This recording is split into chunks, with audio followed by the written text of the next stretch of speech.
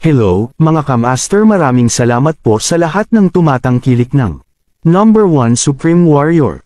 Paki-follow and subscribe mga master para sa mga susunod pang mga kabanata. Number 1 Supreme Warrior. Kabanata 1961. Ambrose ay huminto para sa epekto bago magpatuloy. Sa totoo lang, kayong lahat ay mas malakas ng kaunti kaysa sa mga disipulong Man and Akbo.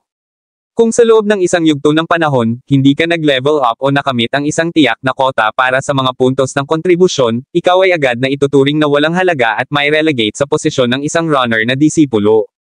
Alam mo ba kung ano ang ibig sabihin ng pagiging isang runner na disipulo? Bakit? Sila ay walang iba kundi mga tagapaglingkod ng Dul Sovereign Pavilion. Sa panahong iyon, maging ang lugar na ito ay magiging masyadong magarbong para sa iyo. Sa sandaling natapos ni Ambrose na sabihin iyon, bukod sa ilang mga disipulo na lubos na nagtitiwala sa kanilang sariling kakayahan, karamihan sa iba pang mga disipulo ay nagsimula ng magpanik. Alam na alam nilang magkakalaban sila. Ang kanilang kakakuhan ay magderanes ng isang matinding dagok kung sila ay maibaba sa posisyon ng isang runner na disipulo. Si Jackie lang ang makakakuha ng kwarto para sa sarili niya. Ang iba sa inyo ay makikibahagi sa isang silid. Ayon sa pagkakasunod-sunod ng iyong pagraranggo, ang nangungunang daang mga disipulo ay mananatili sa isang silid na may 2 tao at ang natitira ay mananatili sa isang silid na may 3 tao, patuloy ni Ambrose. Agad na napalingon ang lahat kay Jackie. Kahit na lahat sila ay nananatili sa parehong uri ng mga gusali, bibigyan nila ang isang braso at binti para sa isang puwang nasa kanila lamang. Ang pagpisil ng 2 o 3 tao sa isang silid ay gagawing mas mahigpit ang maliit na espasyo nang hindi binabanggit ang kawalan ng privacy. Likas sa bawat isa sa kanila ang gustong maglihim ng isang bagay sa kanila. Ang pagbabahagi ng silid sa iba ay magdadala sa kanila ng mental at pisikal na pinsala. Maraming panuntunan sa Dul Sovereign Pavilion at makikita mo ang mga panuntunang nakatala sa iyong Jade Identification Card. Kailangan mo lamang gamitin ang iyong mga banal na pandama upang mabasa ang mga ito. Iyon lang ang mayroon sa ngayon. Magsisimula na tayo sa room assignment, nakataas ang kilay na sabi ni Ambrose. Ang assignment sa kwarto ni Jackie ang pinakamadali. Siya ay mananatili sa unang gusali sa unang hanay. Habang naglalakad siya papunta sa kwarto niya, ramdam niya ang mainit na titig ng mga ito sa kanya. Hindi na niya kinailangan pang lumingon para maramdaman ang puot sa kanilang mga puso. Nang papasok na siya sa kanyang silid, hindi napigilan ni Morten na sabihin, "Huwag kang madala, Jackie. Hindi lang ikaw ang informal na alagad na nakakuha ng sarili niyang silid. Ang ibang mga informal disciples na mas matagal na dito kaysa sa amin ay may kanya-kanyang kwarto din. Sigurado akong pinag-aagawan ng iba ang kwarto mo kaya mas mabuting siguraduhin mong hindi mawawala ang pribilehiyong ito." Siyempre, may nakatagong kahulugan sa mensahe. Mas alam ni Morten ang mga panloob na gawain ng Dul Sovereign Pavilion kaysa kay Jackie. Hindi niya namamalayan na kumunat ang kanyang noo at napagtanto na ang pagkuha sa unang lugar sa pagsubok ay maaaring magdulot sa kanya ng higit na problema kaysa sa nararapat. Gayunpaman, nagpasya siyang hindi ito isa-puso. Naipasa na ni Ambrose sa kanya ang Senador Genpil at ang 50 kontribusyon na puntos na ibig sabihin ay ligtas niyang natanggap ang lahat ng mga gantimpala na ipinangako sa unang nanalo. Nagkaroon ng libreng oras si Jackie pagkatapos noon. Pumasok siya sa kwarto niya at pinagmasdan iyon. Hindi kalakihan ang kwarto, siguro mga 500 square feet o higit pa. Gayunpaman, ito ay inayos ng maayos. May kettle at mug pa sa ibabaw ng mesa. Siguradong mas mahilig ito kaysa sa mga ina tinutuluyan niya noon. Wala siya sa mood na humanga sa kwarto.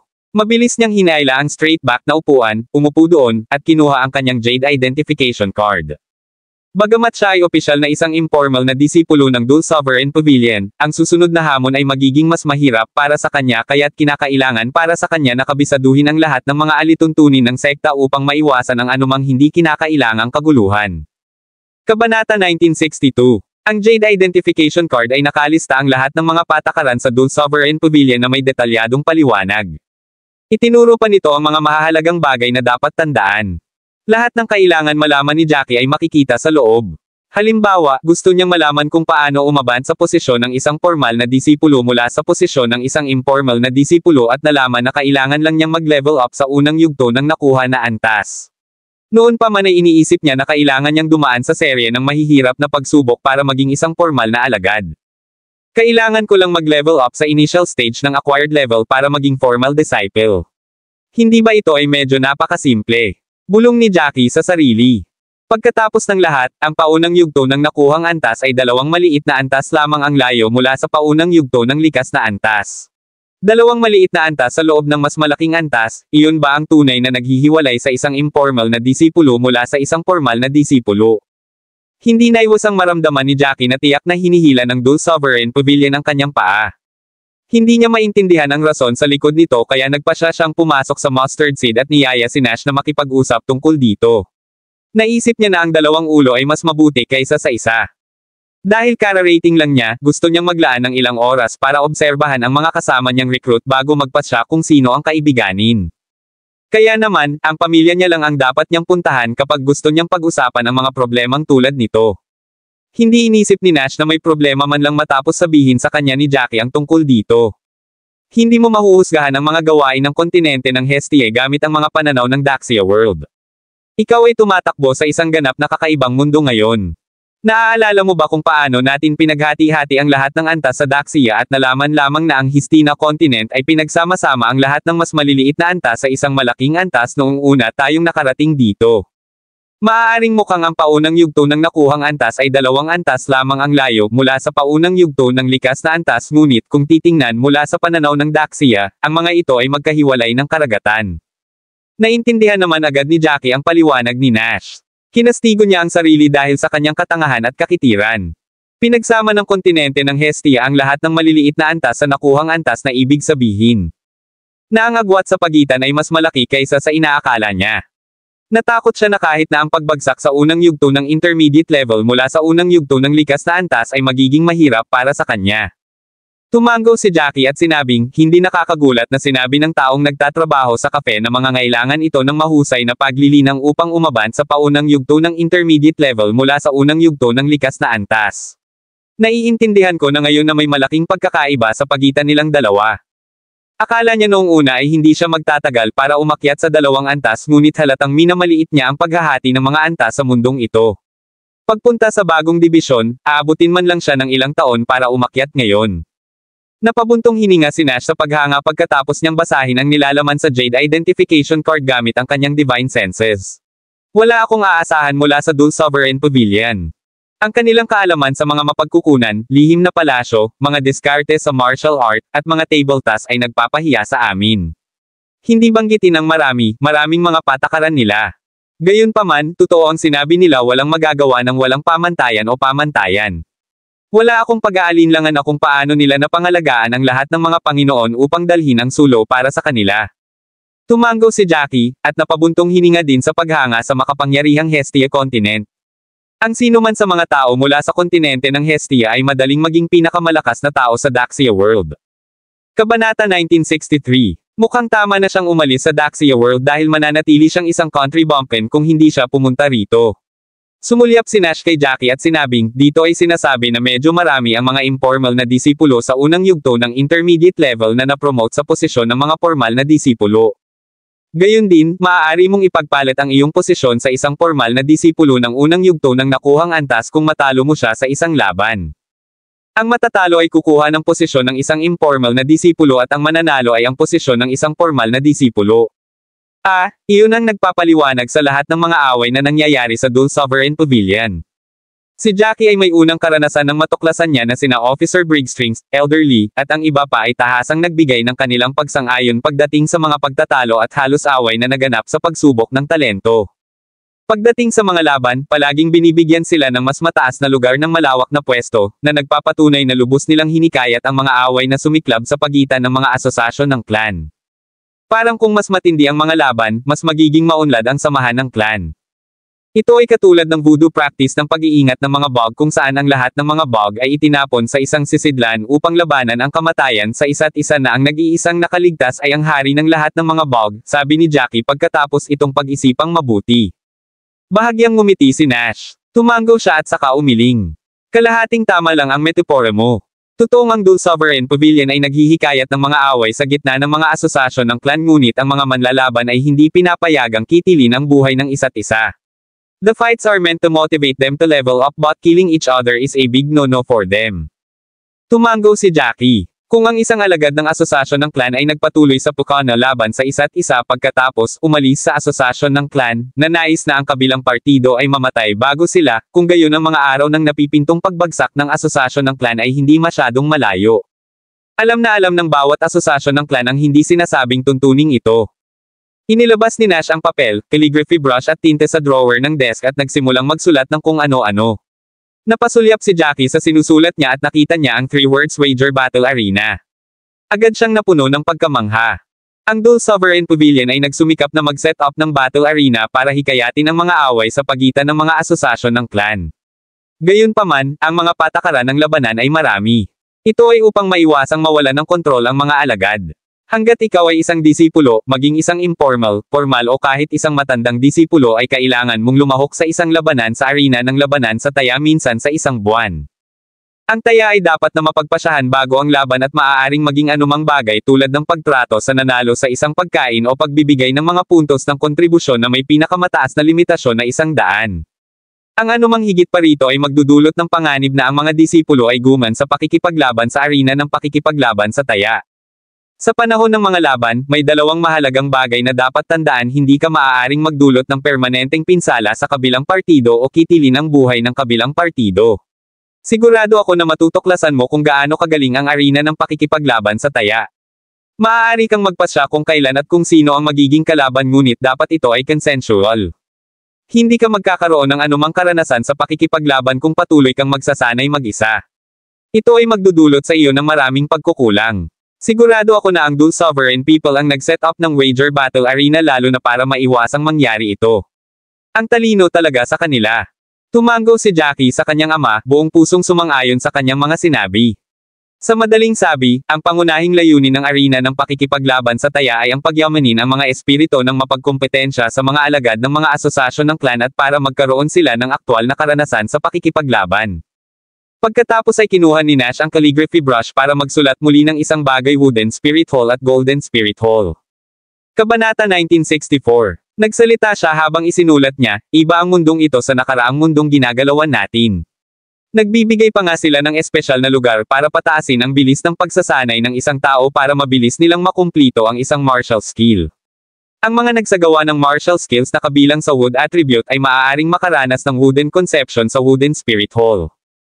Ang mga nagpractice ng martial skills na kabilang sa gold attribute ay mararamdaman ang gininto ang paglilihi sa Golden Spirit Hall. Siya nga pala, ang martial skill na ginagawa mo ay kabilang sa soul attribute. Iniisip ko kung ang sekta ay may isang lugar na espesyal na itinakda para sa katangian ng kaluluwa. Napakunot ng noo si Jackie sa sobrang tuwa nang marinig niya ito. Ito ang lugar na pinakakailangan niya ngayon. Pagkatapos ng lahat, hindi siya nakapag-improve pagkatapos niyang mabuo ang unang soul sword. Naging sanhi ito ng pagtatanong ni Jackie sa kanyang mga kakayahan at iniisip din kung nagkamali siya sa isang lugar. Gayunpaman, ang Dual Sovereign Pavilion ay may ganoong lugar. Wala bang soul hall na nakasulat sa Jade Strips? Ang lugar na iyon ay kung saan maaaring tumuon ang isang tao sa pagpapabuti ng mga kasanayan sa militar ng katangian ng kaluluwa. Gusto ko talagang tingnan ang soul hall ngayon at makita kung paano sila nagsasanay. Si Jackie ay magiging isang mausisa na sanggol. Bagaman hindi siya sumali sa nangungunang sekta sa West Cersei State, ang sekta ay itinuring bilang isang namumukod tanging isa. Ang iba't ibang kagamitan sa loob ay natural na nasa medium hanggang high-end na kondisyon. Gusto niyang makita kung ano talaga ang nasa soul hall. Paano nila napabuti ang bilis ng isang tao na nagsasanay sa martial skill ng soul attribute. Kumpiyansa na alam ni Nash kung ano ang ikinakuryos ng kanyang anak. Iniunat niya ang kanyang kamay at hinaplo si Jackie sa kanyang balikat habang walang magawa. Huwag mong kalimutan na ang pagpasok sa lugar na ito ay nangangailangan ng maraming kontribusyon. Bagamat nabigyan ka ng gantimpala ng 50 kontribusyon na puntos ng sekta, sa palagay ko ay hindi sapat para sa iyo ang mga puntong ito ng kontribusyon. Hindi napigilan ni Jackie na magsimulang makaramdam ng hindi maipaliwanag na kalungkutan kapag binanggit ang mga puntos ng kontribusyon. Ang pinakamahalagang bagay para sa mga alagad sa sekta ay maaaring hindi ang martial art techniques o martial skills na pag-aari nila. Sa halip, ito ay ang mga punto ng kontribusyon ng sekta. Halos bawat sekta ay nagtakda ng sarili nitong kontribusyon. Upang makapagpalitan ng mga kaugnay na bagay sa mga sekta, hindi kailangan ang mga masiglang kristal o bato kundi mga punto ng kontribusyon ng sekta. Kailangan nilang magbayad ng isang tiyak na halaga ng mga puntos ng kontribusyon ng sekta kapag nais nilang dumalo sa mga klase ng mga matatanda. Bawat sekta ay may mga elder na namamahala sa pagtuturo sa mga klase na sumasagot sa ilan sa mga tanong ng mga disipulo noong sila ay nagsasanay ng martial art techniques o martial skills. Gayunpaman, ang mga alagad ay kailangang magbayad ng isang tiyak na halaga ng mga puntos ng kontribusyon ng sekta para sa bawat pagbisita. Higit pa riyan, kailangan din nila ng malaking halaga ng sect contribution points nang bumisita sila sa martial art techniques at martial skills hall. Mayroon ding ilang martial art techniques at martial skills na hindi maibabalik sa mga puntos ng kontribusyon ng sekta. Kinakailangan ng isang kaugnay na posisyon para sa mga iyon. Higit pa rito, maaaring gamitin ng mga disipulo ang kanilang mga kontribusyon sa sekta upang ipagpalit ang mga spirited na table tasks at spirited herbs na maaaring magamit upang mapataas ang kanilang husay sa pakikipaglaban. Ang mga punto ng kontribusyon ng sekta ay ginamit sa lahat. Nangangahulugan ito na si Jackie ay kailangang maglaan ng maraming oras upang makakuha ng mga puntos ng kontribusyon sa sekta sa panahon ng kanyang buhay pagsasanay mamaya. Napataas ang kilay ni Nash at sinabing, in actual fact, walang gaanong silbi para kumita ng sect contribution points. Pagkatapos ng lahat, hindi mo kailangan ng isang sikat na guro upang turuan ka dahil ang karanasan sa mga fragment ng kaluluwa ay sapat na para maunawaan mo ang mga ito.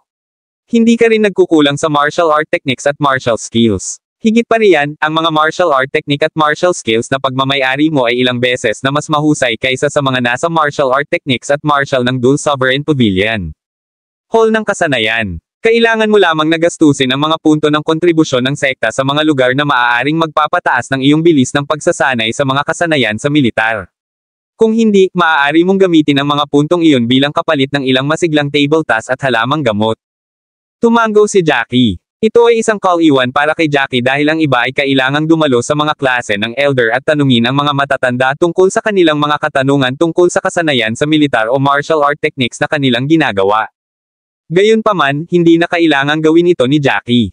Matapos niyang isama ang mga alaala ng dakilang master, ang karanasan ay lumitaw sa kanyang harapan ng walang anumang pagpigil. Ito ay ilang beses na mas mahusay kumpara sa itinuro ng mga matatandang iyon. Gayunpaman, si Jackie ay natigil pa rin ng walang anumang pagpapabuti sa ilalim ng gayong mga kondisyon. Kabanata 1965. Kinuha ni Nash ang identity jade strips na nakalagay sa wooden table.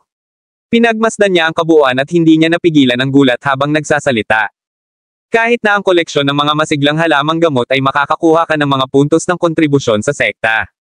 Hindi ba't ito ang mga trabaho ng mga manggagawa o tagapaglingkod? Mayroong maraming mga paraan upang makuha ang mga puntos ng kontribusyon ng sekta. Maaari silang manghuli ng mga halimaw na hayop sa mga sinaunang kagubatan at makuha ang masiglang core mula sa mga hayop. Maaari nilang ipagpalit ang mga masiglang core na ito at iba pang bahagi ng mga halimaw na hayop na maaaring ibenta para sa pera para sa mga kontribusyon na puntos ng parehong halaga. Maaari din nilang tulungan ang mga matatanda ng sekta na gawin ang mga bagay na hindi kayang gawin ng karaniwang tao. Halimbawa, maaari silang tumulong sa paglinang ng likidong gamot o mga tempered na armas gamit ang kanilang aura.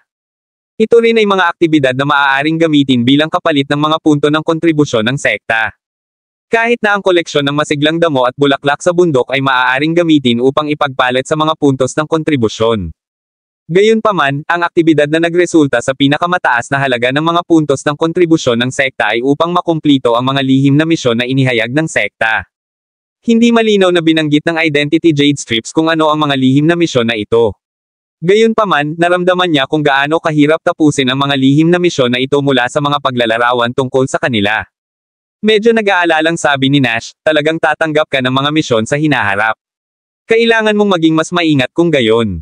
Kung tutuusin, sino ang nakakaalam kung gaano karaming beses na mas mapanganib ang mundong ito kumpara sa atin?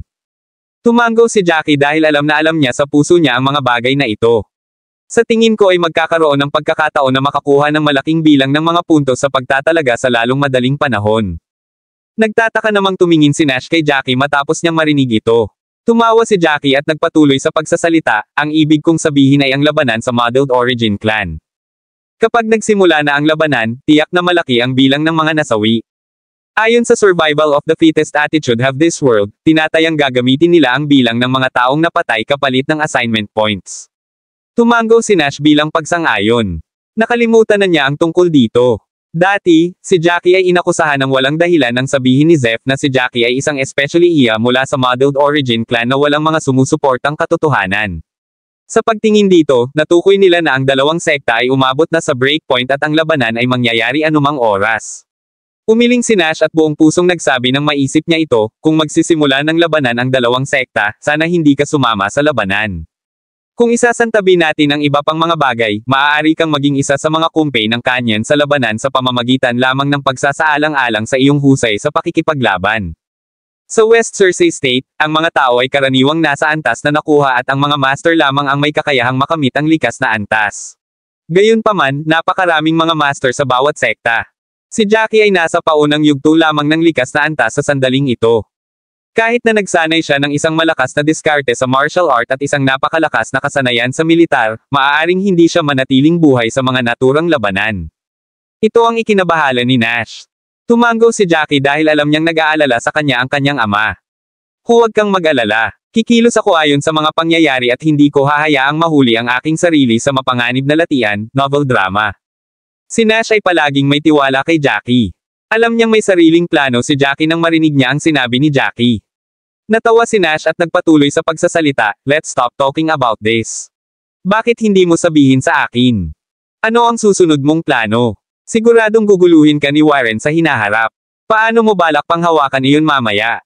Tumaas ang kilay ni Jaqui at walang pakialam na sinabi, "Hindi ako nagawang talunin ni Warren dati at hindi ko siya magiging kalaban sa hinaharap. Isa lang siyang nobody at hindi siya magiging issue sa amin. Higit pa rito, haharapin ko siya kahit hindi niya ako guguluhin. Sa pagkakataong ito, kung hindi ako kumilos ng matalino at gumawa ng mga bagay sa ibang paraan, hindi ako makakasali sa admission assessment o makasali sa Dole Sovereign Pavilion." Kabanata 1966. Si Jaqui ay hindi isang taong nanggugulo. Kung hahayaan niya ang mga bagay-bagay sa sobrang pagsisikap ni Warren na labanan siya, ano ang pagkakaiba niya sa isang walang kwentang tao? Kailangan niyang magbayad ng mahal kay Warren dahil naglakas loob si Warren na kumilos laban sa kanya sa isang walang prinsipyong paraan. Habang iniisip ni Jaqui kung paano siya makakabalik kay Warren, may biglang kumatok sa pinto niya. Mabilis na pinasok ni Jaqui si Nash sa mustard seed bago inayos ang damit at binuksan ang pinto. Ang nakatayo sa labas ay, sa katunayan, si Ambrose. Bilang deacon ng Dole Sovereign Pavilion, si Ambrose ay karaniwang nabibigatan ng mga kakaibang gawain. Hindi siya lalapit kay Jaqui kung walang nangyari. Higit pa rito, may ngiti sa labi si Ambrose at tila nasa magandang kalagayan. Bago makapagtanong si Jaqui tungkol dito, nagsimula si Ambrose, "Hindi mo na ako kailangang imbitahan, nandito lang ako para ipaalam sa iyo ang ilang bagay. Ngayon lang, personal na inimbestigahan ni Elder Lee ang sama ng loob mo at ni Zeph. Kasalukuyang nakakulong si Zeph sa Elder Council, naghihintay ng kanyang sentensya." Nakahinga si Jaqui nang marinig niya ito. Bagamat hindi sinabi ni Ambrose sa kanya ang mga natuklasan ng kanilang imbestigasyon, alam niyang mayroon silang masusing imbestigasyon hinggil sa nangyari sa pagitan nila at hindi siya nagkamali. Ambrose then continued, "Hindi ko akalain na magiging ganito kababaw na tao si Zeph. Siya ay binili ng 500 masiglang kristal. Ang bagay na ito ay naantig sa ilalim na linya ng sekta. Malaking isyu para sa isang tao ang maling paggamit ng kanyang posisyon para matupad ang kanyang personal na hangarin. Personal na iniutos ni Elder Lee na tanggalin siya sa kanyang posisyon ngayon. Sa katunayan, may isa o dalawang katulad na kaso sa bawat sekta tungkol sa ginawa ni Zeph. Kung karaniwang kalahok lang si Jaqui sa assessment, hindi malaking isyu para sa isang tao ang maling paggamit ng kanilang posisyon at kapangyarihan. Kadalasan, ang sekta ay pumikit dito. Gayunpaman, ito ay hindi isang simpleng bagay. Si Jaqui ay maaaring ituring na isang master sa kanyang mga talento. Kung nagawa ni Zeph na bawiin ang ginawa niya, nangangahulugan ito na nawala ng master ang Dole Sovereign Pavilion. Kung isasaalang-alang nila ang bagay mula sa puntong ito, hindi ito maliit na bagay, at sapat na ito upang makuha ang atensyon ng mga may mas mataas na posisyon. Natural na masaya si Ambrose na hindi na maaaring magdulot ng anumang issue si Zeph.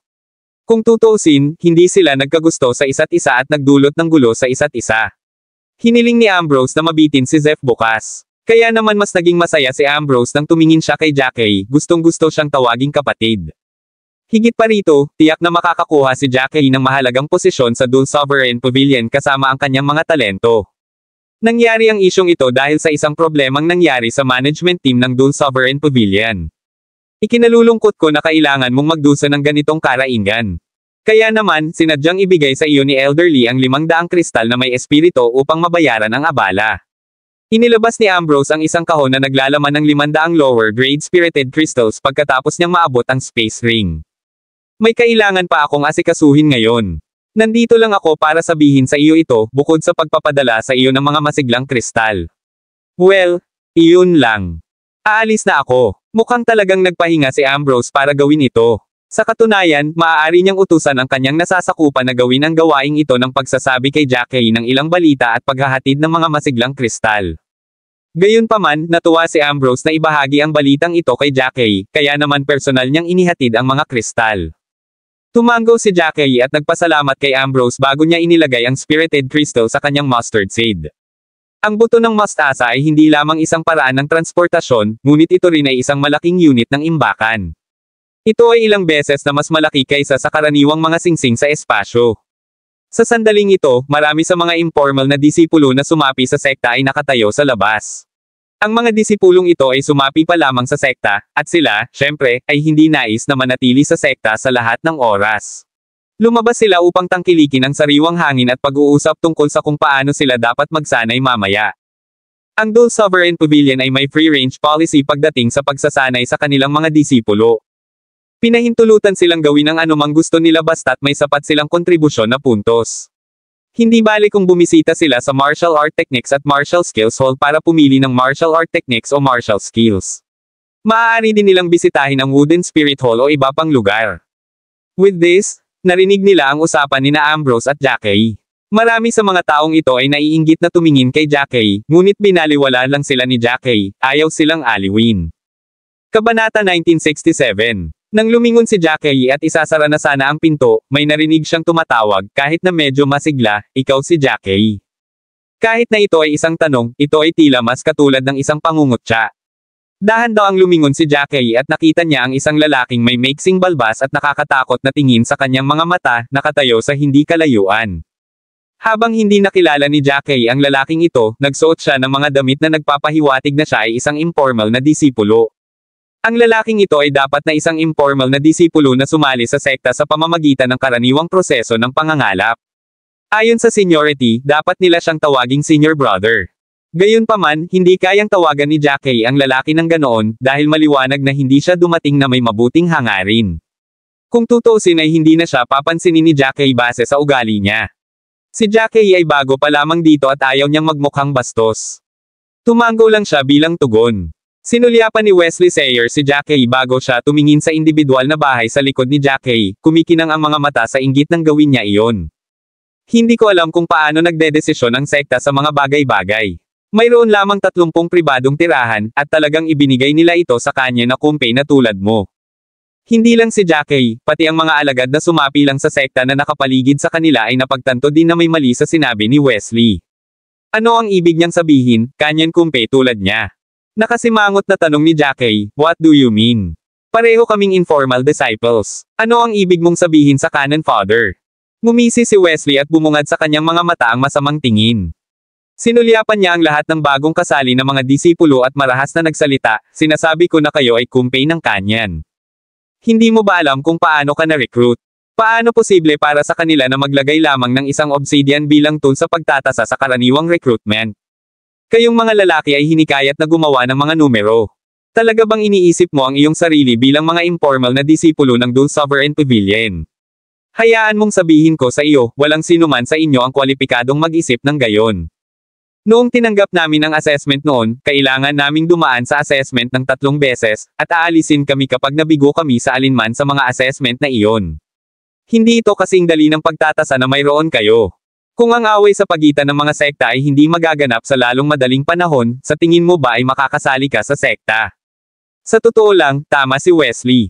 Ang Dul Sovereign Pavilion ay nag-recruit ng mga disipulo 1 beses sa bawat 2 taon, ngunit dahil sa posibilidad ng isang labanan sa Modeled Origin Clan na mangyari anumang oras sa lalong madaling panahon at gusto nilang palawakin ang kanilang reserbang hukbo, binago nila ang panahon mula sa 2 taon hanggang 3 buwan. Gayunpaman, ang lahat ng mga bagong alagad na naruroon ay lalong nagtitiwala sa kanilang lakas. Ang sinabi ni Wesley ay walang pinagkaiba sa paghampas ng lahat sa kanilang mga mukha ng ilang beses. Marami sa kanila ang galit na naging kulay ube ang kanilang mga mukha habang galit silang nakatitig sa kanya. Napamura si Wesley at tumingin sa mga bagong alagad na parang mga surot. Hindi ba kayo kumbinsido? Kung hindi ka sigurado, makipaglaban tayo sa arena ng labanan sa taya. Ang lahat ng crap talk na ito ay hindi kasing simple ng isang tunay na labanan. Sigurado akong lahat sa inyo ay hindi talaga nag-iisip na ang lakas ninyo ang pinakamagaling sa lahat ng mga informal na disipulo, di ba? Talagang napakalayo ng ulo ni Wesley. Bagaman siya ay isang informal na disipulo na na-recruit sa ilalim ng normal na mga kalagayan, hindi ito nangangahulugan na siya ay nakahihigit sa lahat ng iba sa lugar na iyon.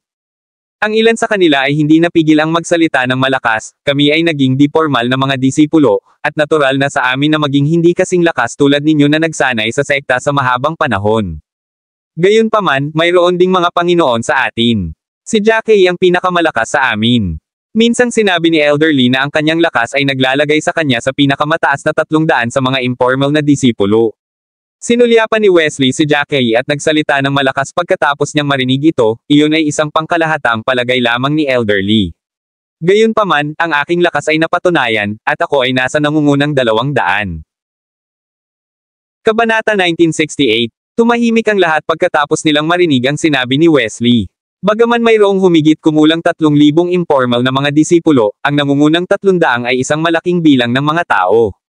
Kung ikukumpara sa 3,000 na disipulo, ang nangungunang 300 ay ika-10 bahagi lamang ng kabuoang bilang ng mga tao, ngunit ito ay isang malaking bilang ng mga tao. Oo naman, tiniyak ni Elder Lee na si Jackie ay dapat nasa nangungunang 300 sa mga informal na disipulo, ngunit may punto si Wesley, iyon ay kaltas lamang ni Elder Lee. Para naman kay Wesley, napatunayan niyang top 200 siya sa mga informal na disipulo sa pamamagitan ng kanyang lakas. Hindi kataka-taka para kay Wesley na maging magarbo hanggat kaya niya, sa katunayan, magsalita. Siyempre, nagawa niyang talunin ang mga bagong recruit na informal na disipulo sa kanyang lakas.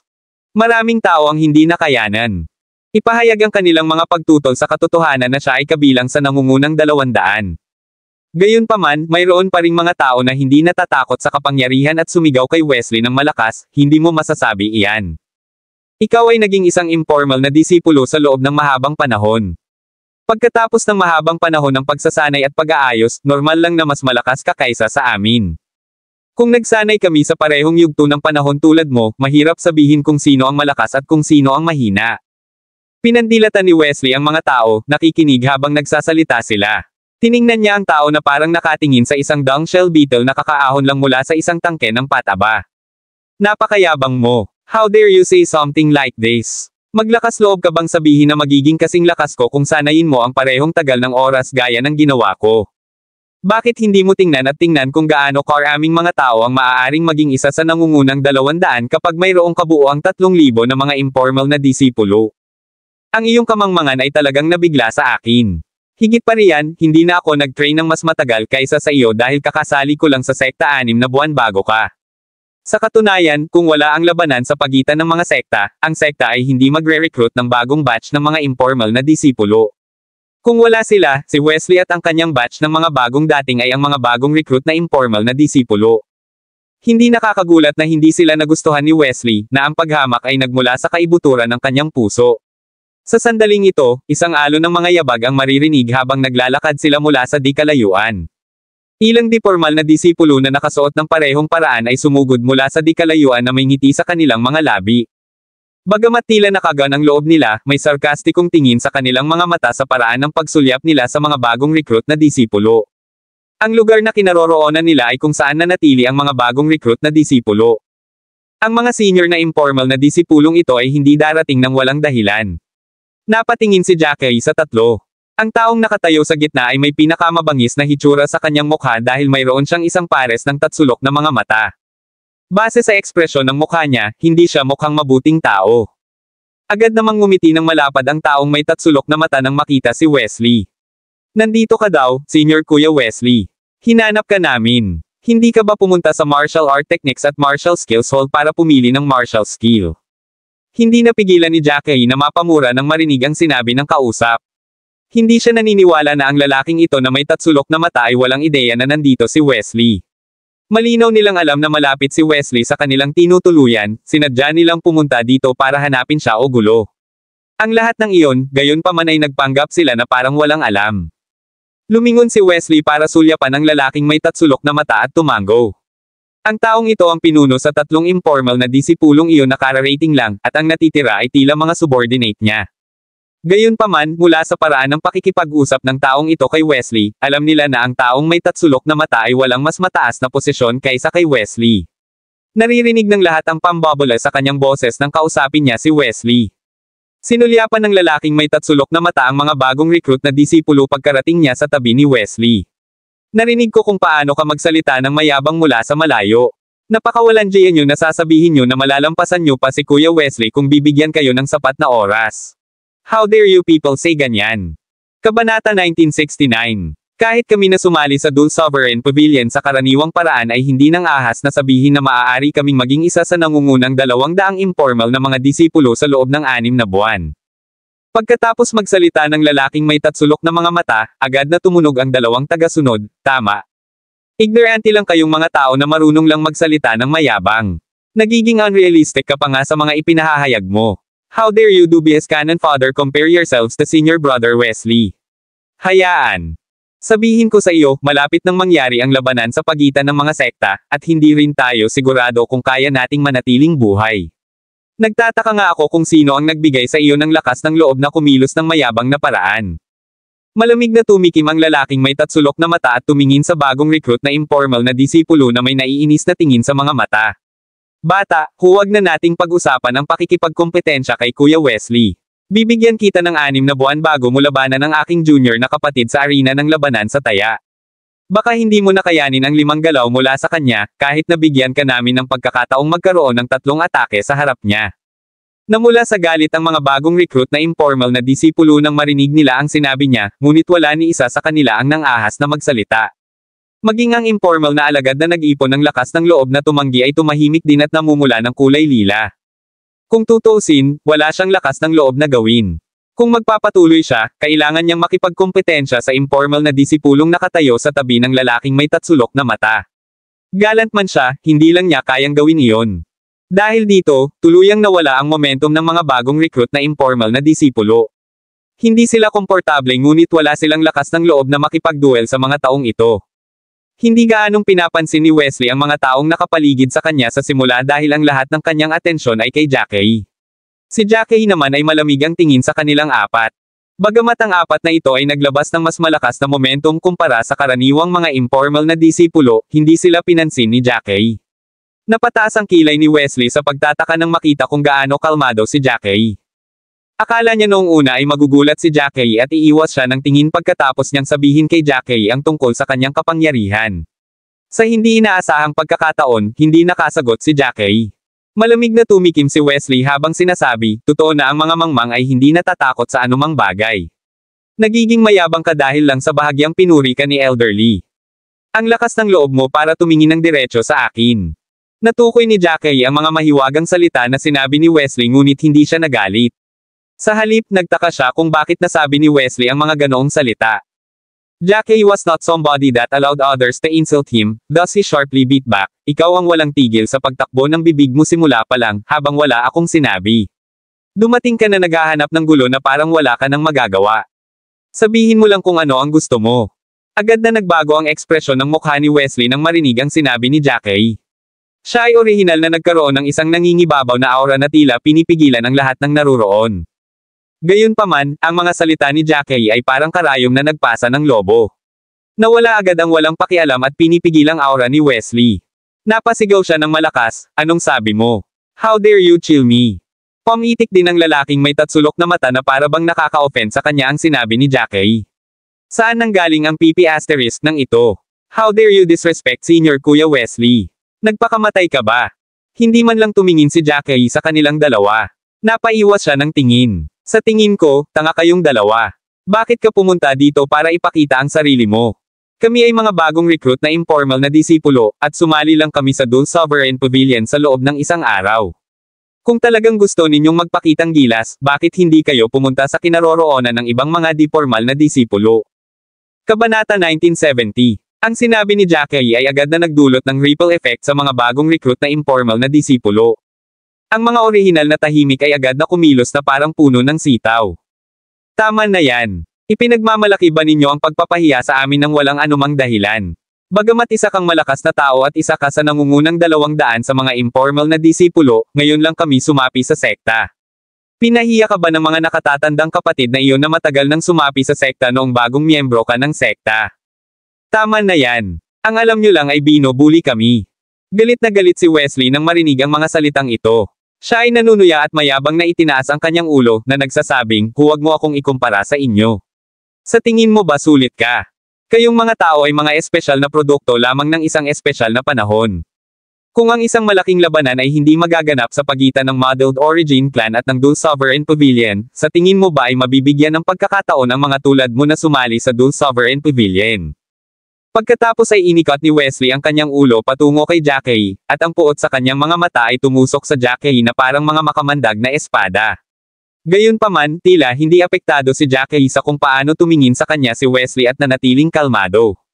Biglang iniunat ni Wesley ang daliri at itinuro ang kwarto sa likod ni Jackie. Hindi ka karapat-dapat na magkaroon ng isang independenteng silid. Mayroon lamang 30 independenteng silid para sa mga informal na disipulo sa buong Dual Sovereign Pavilion. Anong mga birtod o kakayahan ang mayroon ka para magkaroon ng silid?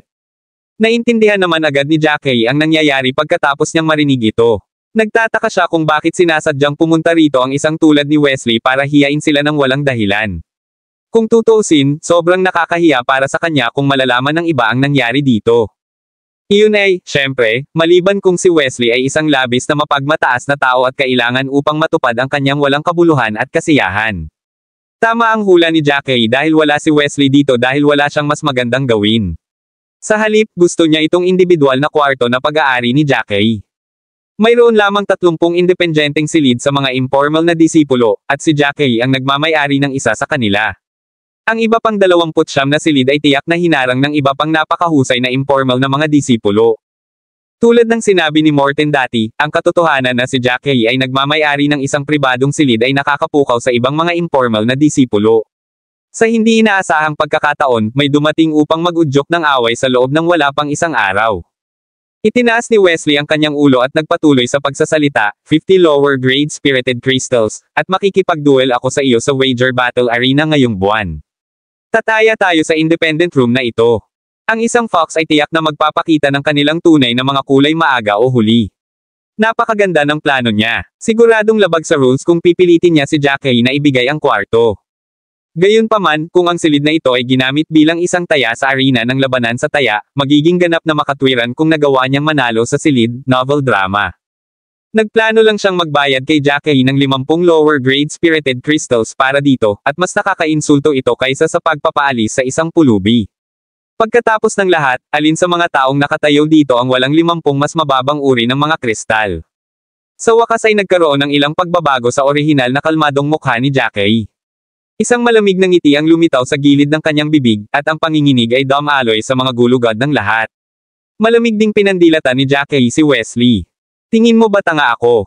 Gusto mo bang pumunta ako sa arena ng pakikipaglaban sa taya na may 50 kristal na mas mababa ang antas? Tumango si Wesley. Hindi ka ba mapagmataas na tao? Hindi mo ba nararamdaman na makakalaban mo ako base sa iyong pagkakakilanlan? Gaano ka man ka-proud o kung ano ang nasa isip mo, bakit hindi mo ako samahan sa lugar ng labanan para patunayan ang iyong sarili? Ang lalaking may tatsulok na mata ay bumulong, sa aming palagay, kayong mga tao ay isang grupo lamang ng kanya na kumpay, at kayo ay medyo mas malaking kanya na kumpay sa mga taong ito. Siyempre, yun ang iniisip namin. Kung gusto mong pabulaanan ang aming mga claim, bakit hindi mo patunayan ang iyong sarili sa mga aktwal na aksyon? Ang pagsama kay Senior Brother Wesley sa arena ng pakikipaglaban sa taya ay magpapatunay sa iyong lakas. Maraming salamat mga kamaster sa walang sawang pagsusubaybay, isang like, share, and subscribe naman dyan mga kamaster. Abangan ang susunod pang mga kabanata.